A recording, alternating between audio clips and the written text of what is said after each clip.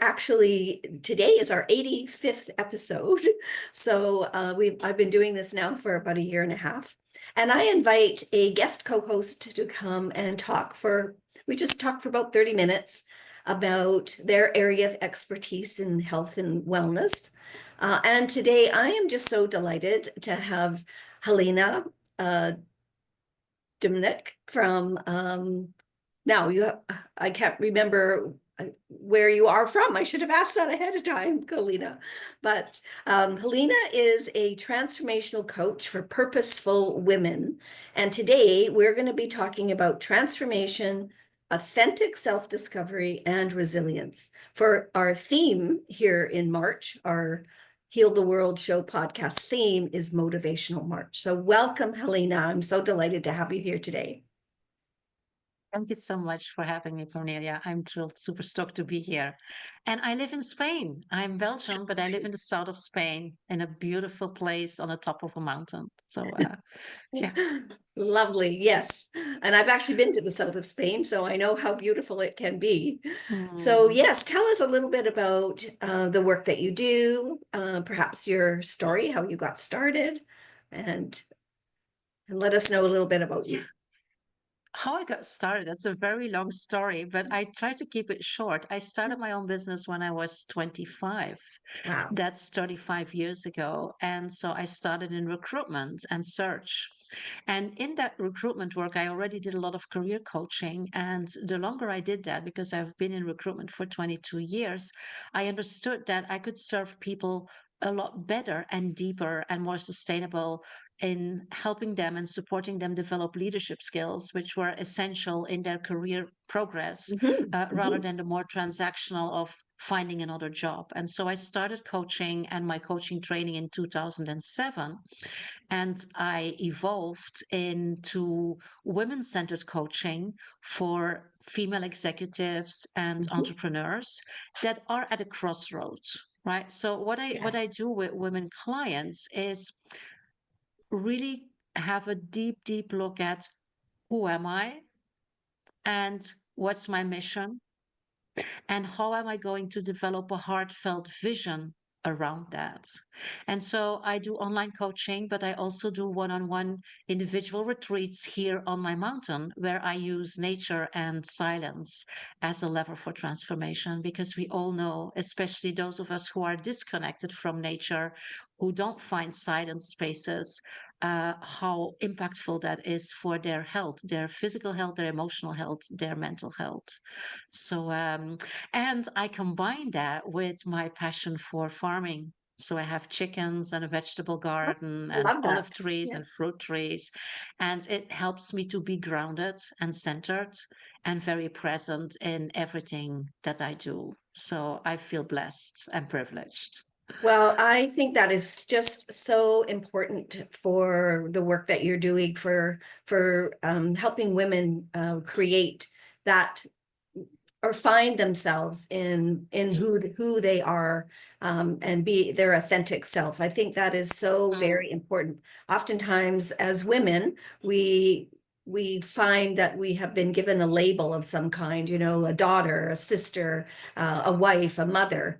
And I know a number of years ago when I was just starting into I guess asking questions and being my curious self about I found a book that talked about purpose, and I had never thought that I had, you know, a specific purpose other than being, you know, a good wife and a good mother and being a good Yeah. daughter and a good sister and all those things. Mm. So that really opened my eyes to the fact that we often don't take that into consideration. And then we will find ourselves in situations and jobs and relationships where we're not happy and we don't know why. That's because we Mm. haven't discovered really who we are. So I love that work that you're Exactly. doing for women, Thank that you. transformational work, because it's so very important. Tell us a little bit about your retreats. I'm very curious about that. Well, basically, I love to work very intense and intensive with women in a coaching journey, because it gives you the opportunity to combine the real coaching work with what we call the body work. Right. Because sometimes there's really a need for landing, because people come here, they arrive here very stressed. They really have to detox from whatever you can Mhm. imagine. And even if they are, even if they're very committed and have the pure intention to work on personal growth, to work on how they want to show up, to create that vision, they feel stuck. And then Yeah. you can, in a coaching context, in a coaching setting, you can do a lot working on values and limiting beliefs and on blind spots.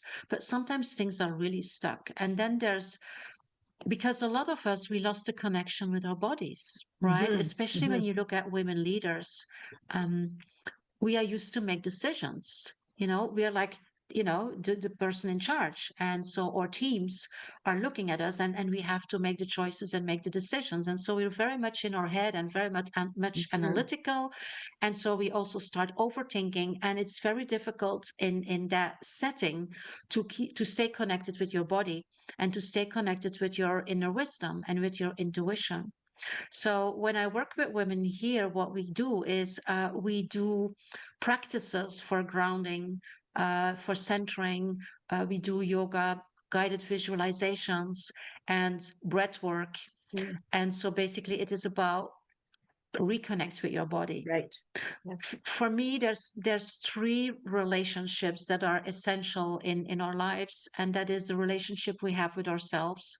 There's a lot to say about that, because we can be extremely hard and harsh to Yes. ourselves. Yeah. We're There's usually the our worst critics. relationships, exactly. There's the relationship we have with others, right? And the quality of that relationship, and the energy and the vibrations that are there. And then there's the relationship that we have with the universe, or with spirit, or with God, or with your higher self. So these are three relationships that have an impact on everything that we are, on everything that we do, on everything that we believe. And our belief systems are very much impacting how we see those three types of relationships. And especially in a retreat, it is so good to be able to reconnect with Yes. yourself. Really accessing all our resources, accessing all our power centers, and go a little bit out of that head of ours, Yeah. which So is, important. I mean, we're not our head, right? We're not what we think. We are not our brain, but sometimes we behave like that. And Well, that's very, very depleting and exhausting. Yeah. it is. It is definitely, and especially for women who,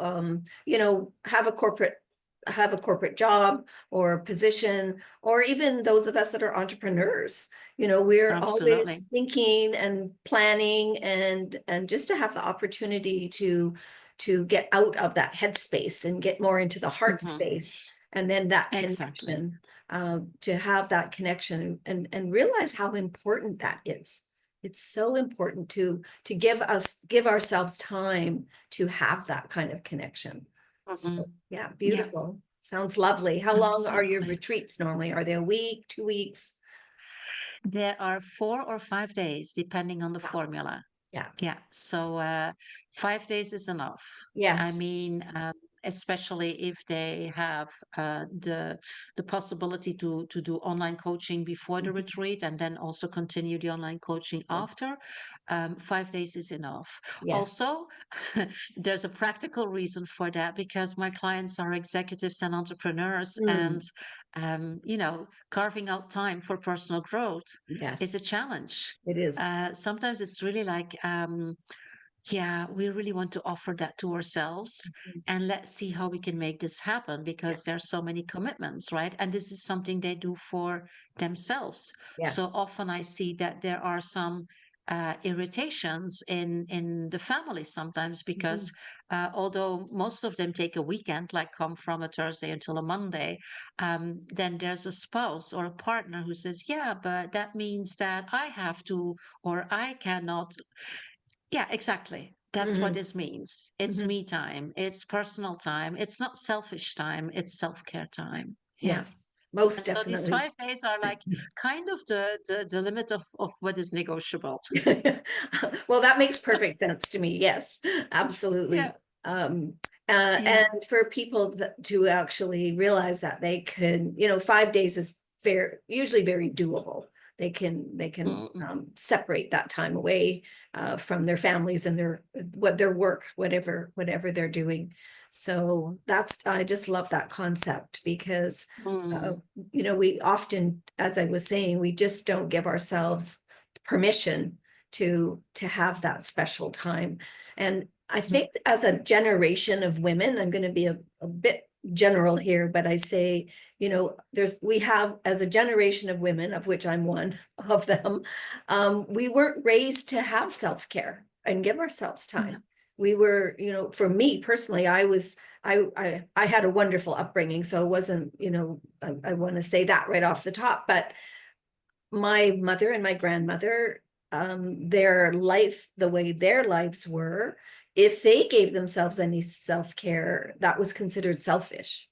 And Exactly. so that's how they passed that on to me and my generation. And I think we have a whole generation of women that are now, I call us pioneers because we're pioneering in a different sense. My grandmother, who I'm named after, she was a pioneer on the prairies of Canada, lived in, her Oh, first house was a sod hut, and she ended up having 12 children, of which my mother was oh, one of them.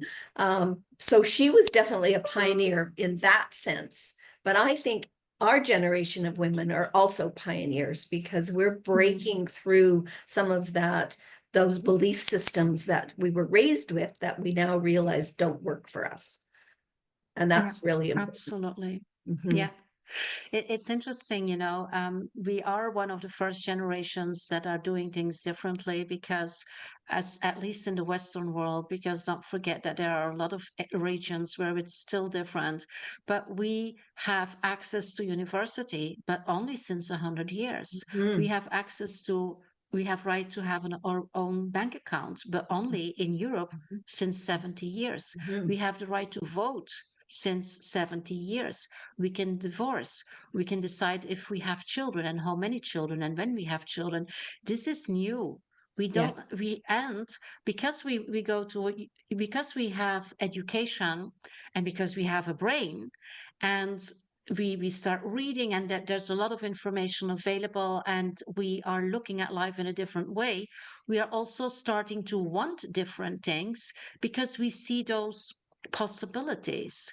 Because when we are born, basically we are open for, I mean, everything is possible. Absolutely. But Yeah. from the day we are born, or parents with the best intentions and or other caregivers and school and system starts to mold us like Mhm. what we have to become or who we have to become, right? And it was like even with the colors that we are dressed in, the toys that we get for Christmas, Yeah. the behavior that we can do, like boys don't cry and girls are sweet and soft and don't make trouble and things like that. So these are all molds that are, expectations that are put upon us, and we're children, we're so open to receive everything, so we absorb all these things, and that together with our genes that we inherit from our parents and grand and ancestors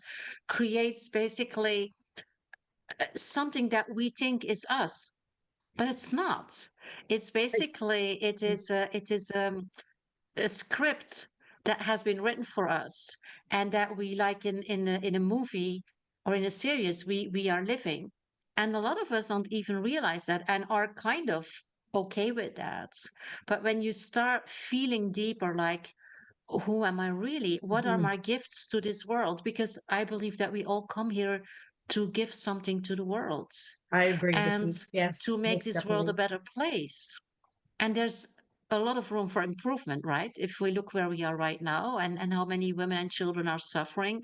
So a lot of us follow this system, this linear system, study very hard, work very hard, and then stop working and And then have a But life because so it many doesn't people have to think be that that way. they'll do what they want to do or what they think they want to do to make them happy once they finish work and they're Exactly. retired. I'm always asked when am I Exactly. retiring, and I'm like, well, I don't know the definition of that word. And you know, what I do is not work because I love what I do. So it is also, yes, you're right. I agree with you about how we've been conditioned by society and by our ancestors and our parents and our upbringing, that this is a course that we need to take. And I'm sure you find when you're working with women in this transformation, authentic self-discovery, that a lot of women are not necessarily happy where they are. They're not content. There's something And missing. not fulfilled. Yeah, they're not Exactly. feeling fulfilled. Exactly. Yeah. Yes, they might not be, And you they you might know, not be, they might not be unhappy. They just don't feel fulfilled. And that's mhm. certainly my story. That's where I was when I was Yeah.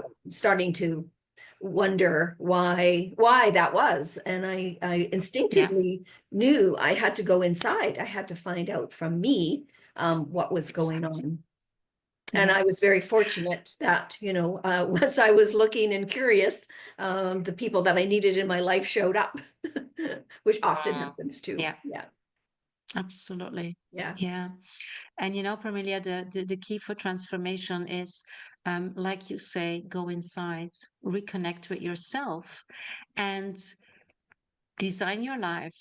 And mostly, I would say, define success and happiness on your terms, not on the terms of society. And success can be a very, very, very successful career, C-level, boardroom level, a lot of money on the bank, a big house, a lot of, that can be a definition of success. There's nothing wrong with that. But success can also be homeschool your 7 children.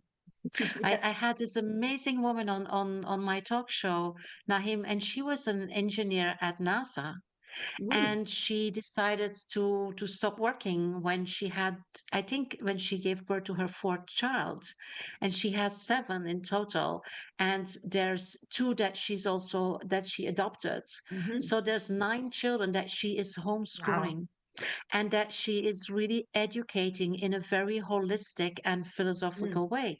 That's her definition, that's her formula for success. great. Because Yeah. it's so important that you know what you are here for, that you know your purpose, that you know that mission. And then it's very easy to define success, because your success then is aligned with your purpose. Your success is aligned with your mission, and not with what we are supposed to do, when we are supposed to do it, how we are supposed to do it. That's the whole thing. So this transformation and this authenticity is so um covered by so many external things, by so much noise. And that's Yes. also why coming here and being in silence Hmm. is so important, because you filter out a lot of noise. And this is something that I was very sensitive.